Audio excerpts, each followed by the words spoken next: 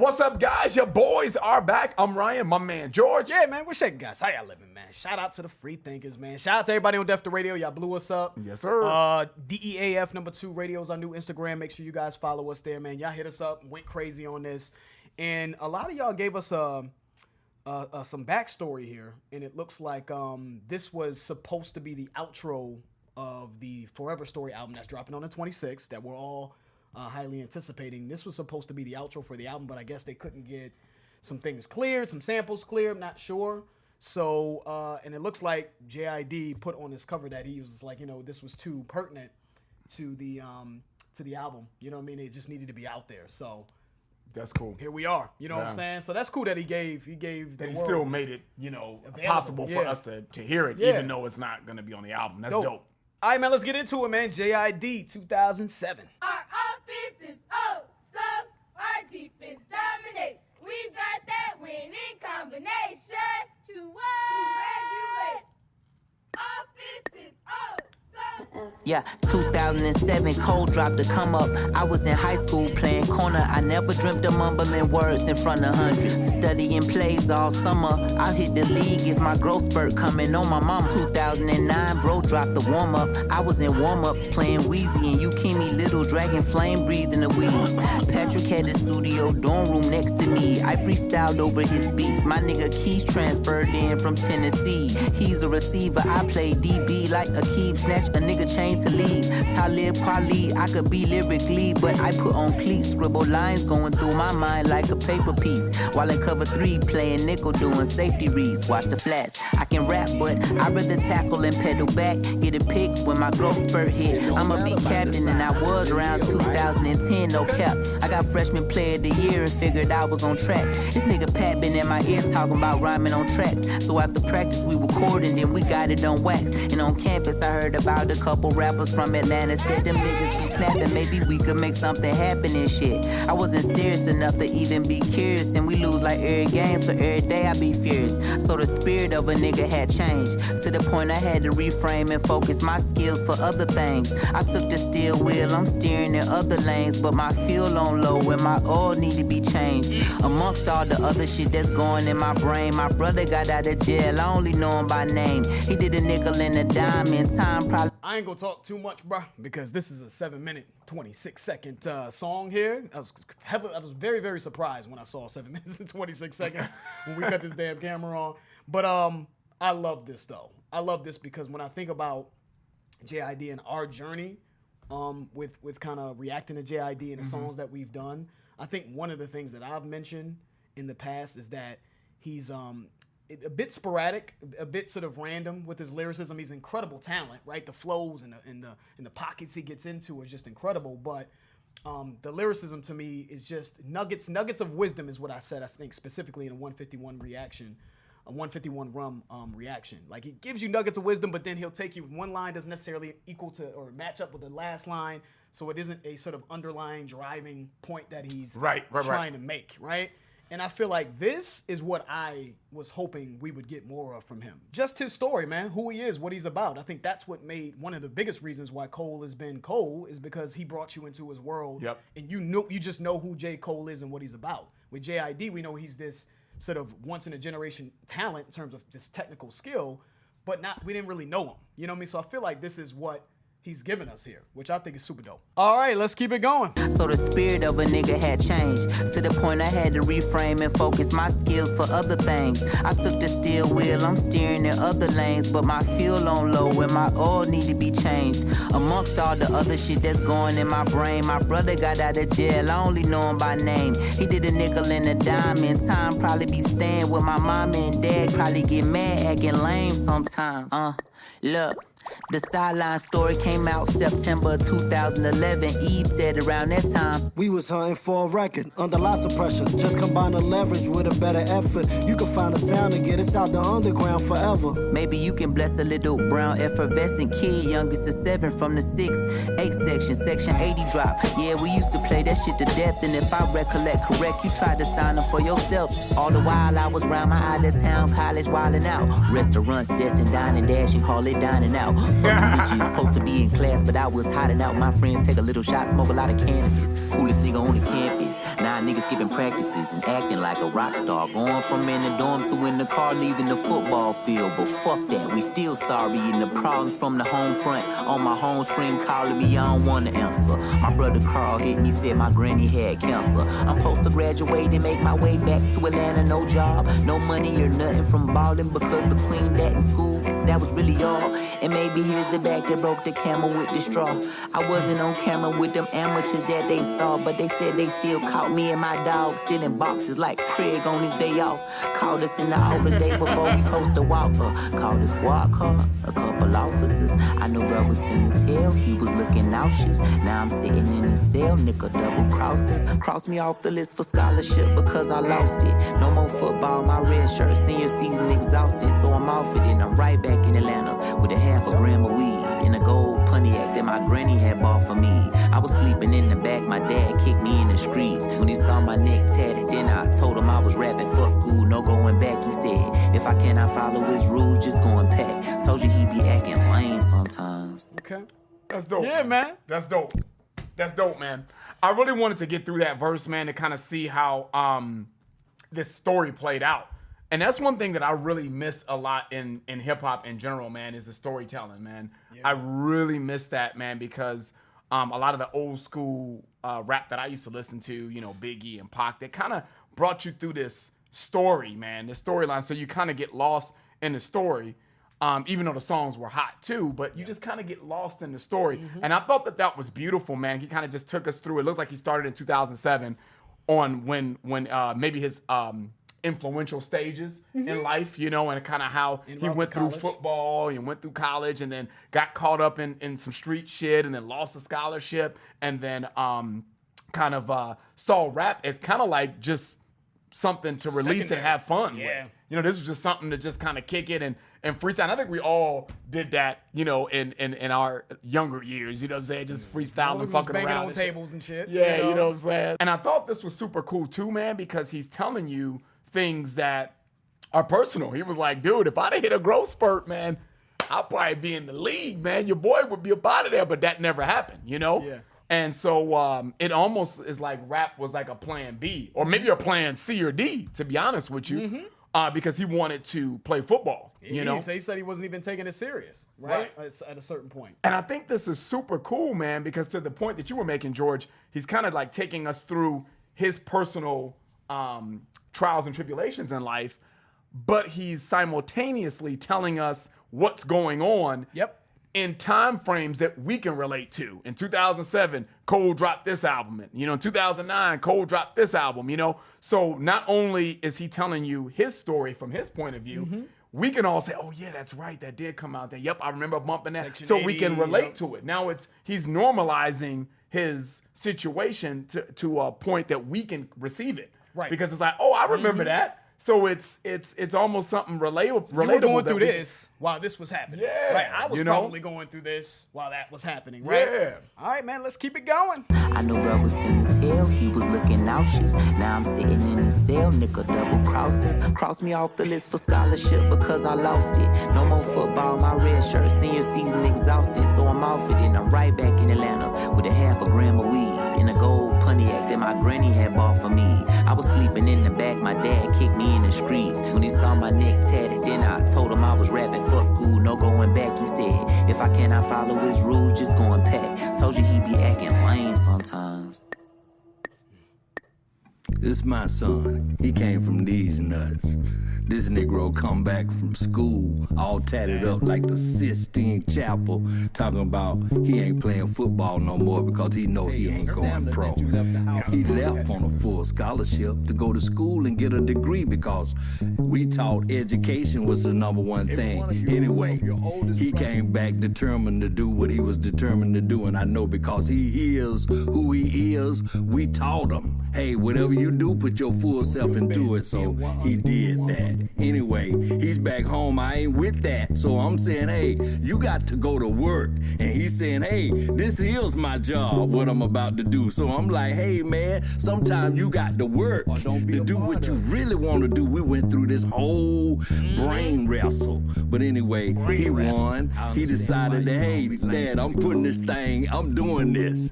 This is my job. And he committed to it. And hey, the rest is history. I'm looking at him. I believe in him. I know what was in him.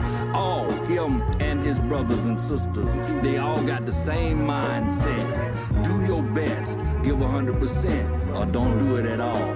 So I know whatever he put his all into, it was gonna be golden. Anyway. Look, March 10th, 2017, the Never story dropped, and I'm coming off a tour with. That was 3 years after opening up for Ab Soul, but it's Earth Gang set. I only came to do a song. Doe Burger used to say, hey bro, this little nigga cold. Keep on doing what you doing, you gon' make it, you gon' blow. I ain't know they said that when they had and played my shit for Cole, but I knew he knew the gang, and he pulled up to a show, and then that's where we first met, but I ain't think of it no more. Till said Brown said that I should open up for Omen on my own shit if I want it. Only 4 cities, maybe we get Rob Gibbs on the phone in. I got to hone in the game, grown men uncomfortable in their own skin. But all I wanted was a chance. It feel like I'm in the mannequin challenge. Still stands, but I'm still standing. Till my nigga lent a hand and I'm no longer stranded. Looking for strength in the streets of East Atlanta. Mama said don't take advice, they gon' try and take advantage. I was about to sign with Coach K, I ain't take the advance. Cole say, hold on, wait bro, I got the plan, so come on. Damn little nigga, come on. Shit, let's roll. Yo, that's crazy. That's crazy. Yo, JID, I remember you came to the crib. Remember this after we had met, and I told you and Earth Gang to pull up to the crib in Carolina. It's the studio house. I wasn't on no shit like, yo, I'm trying to do some Dreamville shit with y'all now. There wasn't no talk or no deal. I didn't even know if I wanted to sign niggas. I just knew y'all was dope. I fuck with you. Just pull up, let's see what the vibe is like, let's work. In my mind, if something happened, it happened. If not, then cool. Niggas just got a chance to link and kick it. But while we was there, the thing that I noticed off rip, I said, oh, this nigga want it. This nigga really want it. That look in your eye, nigga, I know that look. I know that look too well. But a lot of niggas want it. The thing I notice about you, my nigga, off rip, this nigga don't just want it, he willing to do the work that it takes to get it. And that's the difference. That's the separator. That's the difference between the niggas that never get what they want and the niggas whose names ring out forever. Forever. That's dope, man. I got goosebumps on that last. That's dope, part, man. I really enjoyed that, man. That That's was dope. actually pretty dope. And I see why JID, whichever way you want to say it, I see why he wanted to put this out. Because Yeah. even though it's because to me this was more of a soliloquy of his story and his come up of where he's at right now. You know, because the work's not done. The work's not done. Absolutely not. You know what I'm saying? This is Just just getting started. Right. You know what I'm saying? So, and that's the way this felt to me. This feels like a first album to me. Mm-hmm. This Feels like, let me tell you my story, and this is my first introduction to the world, even though this isn't his first introduction to the world. This is kind of a rebirth of JID to a certain extent. Let me show the world really, truly who JID is. Now, yeah, I think the way he came out was like, let me show these motherfuckers I can do what it takes to rap. I can rap your ass out. Just hungry. But now I'm gonna show you the core. Because he realizes his position. I think that right now, all that you said is 100% true. But I feel like the reason is because he realizes this is kind of like an introduction. Like this is like he's finally built up enough of a buzz and some steam to get to the point where he can get over the top and become more of a mainstream, not saying mainstream rap, but he can have more mainstream attention. So it is like an introduction to the world, so to speak. You know, man, I've always said it, dude.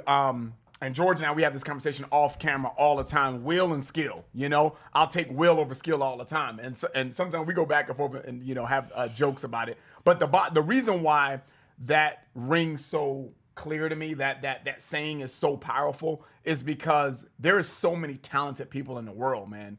But what J. Cole said at the end is like, dude, what the separator is, you're willing to do what it takes to be great.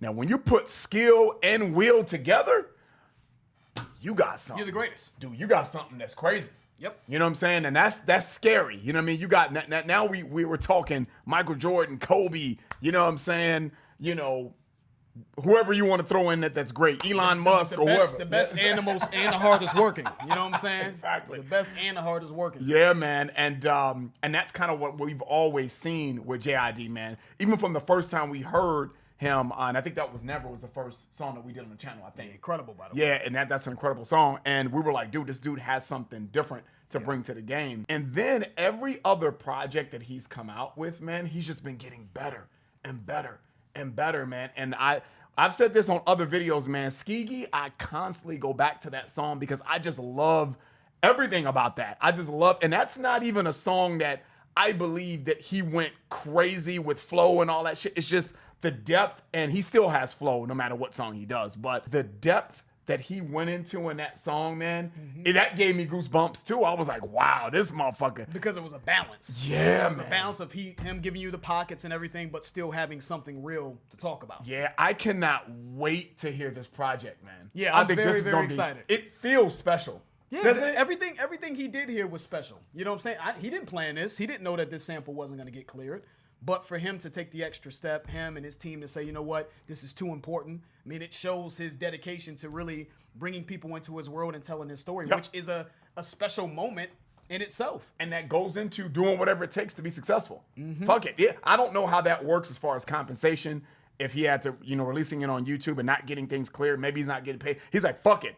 If I feel like if that is the case, he would be like, fuck it, I don't need to get paid. This needs to be out. Yep. You know what I'm saying? I'll get no money on it, And to me, that speaks to doing whatever it takes to be successful. You got to do the road less traveled, but, it's important. It's interesting. You had mentioned the road less traveled just now, Ryan, and I'm not going to say him venturing into rap was the road necessarily less traveled, but how I'm going to kind of get into his story was there was a breaking point. There was a point in time in his life when he had a full ride scholarship, looks like, being a cornerback in college, and there was a point where things were a little shaky, right? His team wasn't winning. It just wasn't working out. He realized he didn't hit his growth spurt. He just knew that he wasn't going to go pro, right? Which is his dream.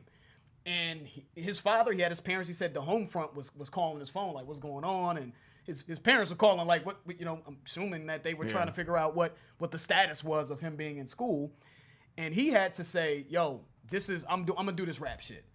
We all know that it's extremely difficult to make it in rap. Like, you went from one highly unlikely thing to trying to be in the NFL to another highly unlikely thing, trying to be a rapper. And his parents, his dad kicked him out like, hey, man, you know what I'm saying? You got to, this is what you want to do? Oh, you're not going to get a job? I was like, no. In order for you to follow your dreams, you still got to work to you got to do this work for that to work, right? You still got bills to pay, or contributing to the bills. That's just part of life. So he had to, like, buckle down, man, and say, this is what I'm going to do. And he gave it his all. And here we are. And I just love, that's what gave me goosebumps, man, when Cole said, I know that look. Like, I know it. Because Cole has had a similar story, right? At a certain point, Cole had to make some sacrifices, man, and figure out, and take this chance on following a dream that's just highly unlikely and believe in himself. Yep. And he saw that in JID. And here now we see JID, what's happened as a result of that, man. So I just think that was just a beautiful, beautiful start. I thought it was very creative, by the way, for him putting his dad in there, and also the dude, I think, was he saying Cole, or was he saying his man Eve or something like that could have signed Kendrick Lamar? Give me some feedback. Maybe he's talking about his man, who was his manager, who ended up rapping on here as well, because it was Cole, his manager. His dad had a section in there as well. Yep. But I thought it was creative to have these people contributing from their perspectives to his story as well. His dad, J. Cole, his manager, right? So I just thought that was a creative thing to do. And the beat changes in here as well. Shout out to the production team. Very soulful throughout this entire thing. Latrell James, Groove, Christo. Christo again, you know what I'm saying? And seeing Christo has been on the come up on the ascension with J. Cole, right? He did all the joints, most of the joints we love. Or excuse me, with JID. He did most of the joints we love from JID. So shout out to Christo for his come up. But I just thought the beat The beats flow very well. It was perfect for us. It wasn't distracting. It was just soulful background to get his story off. Dude, this was great, man. It was, man. And one thing I want to say before we end it, though, George, man, is his dad said a part in here that I'm gonna go ahead and recite that because that no truer words have been spoken to motherfuckers that are following their dreams. Is when he said, "Hey, man, sometimes you gotta work to do what you really want to do." Sometimes His dad said that. Yeah, and I'm gonna go a step further. Sometimes you got to do what you don't want to do to get where you want to be. That's just the truth, man. Real. And this worked out for JID because he put forth the work ethic and stuff like that into hip hop. And I'm sure that there's parts of his story that he probably didn't even put in here. He probably omitted it. It worked out for JID. Salute to you, man. You did what you had to do to make that shit work out. But don't just skip over that line. Because I feel like that can pertain to a lot of people getting where they want to be. Sometimes you got to do what you don't want to do to get where you want to be, especially if it's something like the music industry or sports or something where. Especially. Yeah, because there's so many people that are gifted that never make it. Thousands. So and they work hard, by right? the way. Yeah. And they do what they have to do work-wise and still don't make it. Exactly. So there's no substitute for hard work. Sometimes you got to do what you don't want to do to get where you want to be, man. It's so important to understand. His dad has some wisdom, and it's funny. Probably at the time, he probably thought, "Oh, my dad doesn't believe in me." He said his dad was on some lame shit, is what he said. But I'm gonna keep it real. My son comes from some shit like that. My son comes from college, a free ride scholarship, has tattoos and shit on his neck, talking about I'm a rap. I'm like, man, get the fuck out of here. Get the fuck out of here, man. You know what I'm saying? Oh, you want to rap? Not in this house. I'd be the same way. Yeah. And y'all know we do videos on rap for it. We love rap. We love hip hop. But you ain't being no motherfucking rapper. So I completely understand where his dad was coming from, and I'm sure now JID clearly knows his dad's perspective. Like, dude, that's a long shot. Yeah, he was looking out for him. Yep. All right, man. Yo, dude, shout out to everybody for requesting Yes, that. sir. Shout out to JID, man. That's. I mean, more than any other thing we've heard from the album, this has me the most excited because I feel like his mindset is on creating just timeless music, man, that can really touch people's souls, man. So I'm hoping that this is like we can at least see his journey throughout this album, man, because I think that it could be something really special, man. sir. So salute to everybody that requested that one. Shout out to JID. Shout out to his team. That's the end of the video. If you enjoyed it, please hit the like button. If you haven't subscribed, please subscribe. I'm George. That's Ryan. Lost to Vegas. We out.